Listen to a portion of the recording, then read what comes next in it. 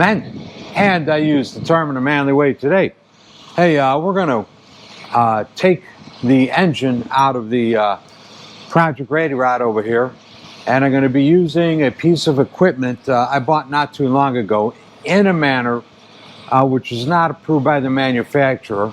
I've never done it before. Frankly, I don't know how well it's going to work, but what we're going to be using is, this thing is what is called a pallet stacker, and I've modified it. There used to be two forks down here. I've taken the forks off. I put one on upside down up here, and essentially I'm going to use this as a crane. I bought this to lift engines up and on my workbench and to lift engines up and drop them down into a crate. It's worked very well for that.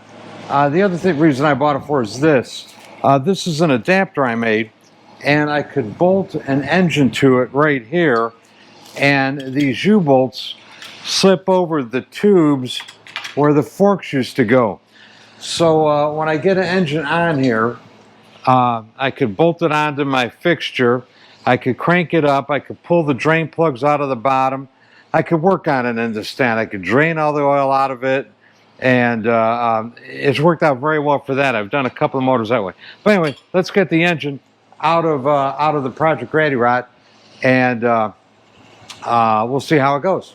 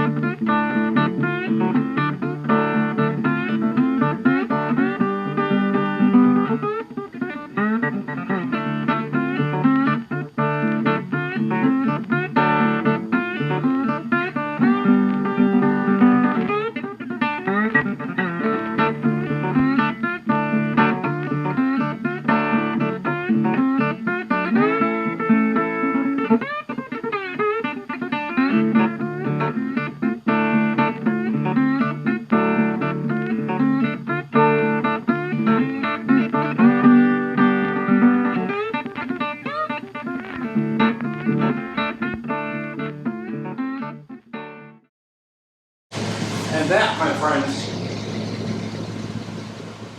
went pretty smoothly. Both of my gonads are still attached.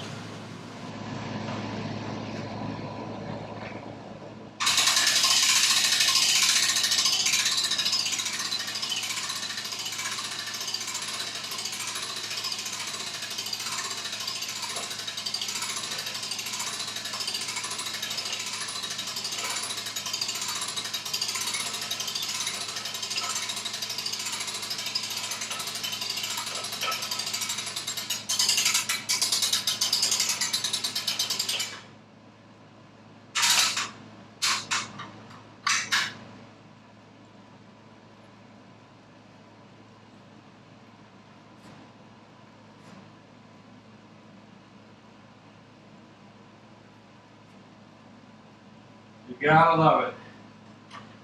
Much easier than me trying to pick it up.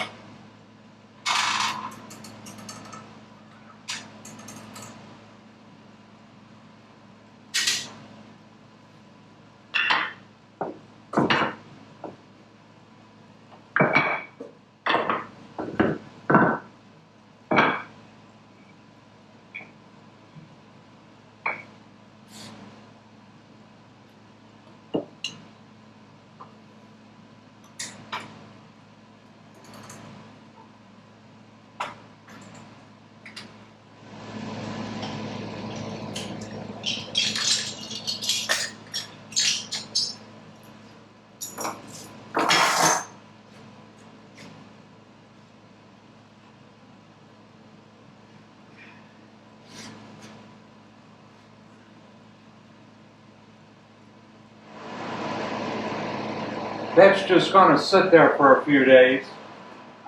Motor mounting's cracked. Bolt missing out of the bottom of the oil pump.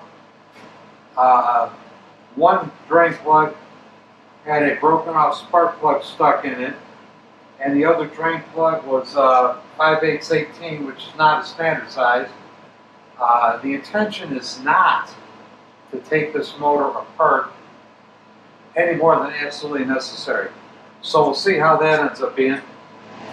Next mission at hand is to get the frame up on the stand so I could pull it the rest of the way apart and get the welding on it that needs to be welded.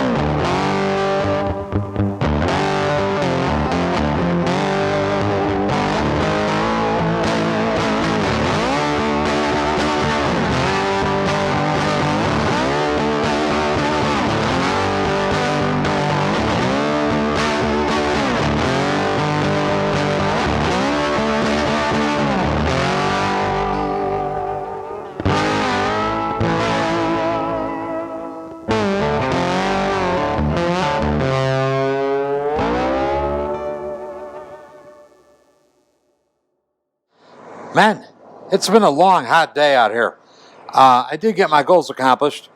One of the goals, of course, was to get the engine out, and it's out sitting here on my bench right here. The trans has got to come out because it ain't shifting right. I'm not worried about that. I think it's going to be easy fix. This is that little tiny front brake, and you could see this is how it was removed from the bike. I haven't done anything to it. There's a spring here missing. Look at this thing. How the hell are you going to stop a fucking 500-pound motorcycle going 80 miles an hour with this? It's a joke. Let's go look at the drum. Okay, here's the drum as removed. I haven't monkeyed with anything in it. Here's what's left of one brake pad. Here's the spring. Other pieces of brake pad down in the bottom of there. Just totally destroyed. This is going to fail when you need it most. The back brake, surprisingly, works pretty good. And let me show you one thing on that real quick, because I was curious to see how they had done it. And how they done it was they didn't do nothing. There's a ramp over here and over here. And when this cam is actuated normally, the brake is pushed out by the ramps on this cam right here.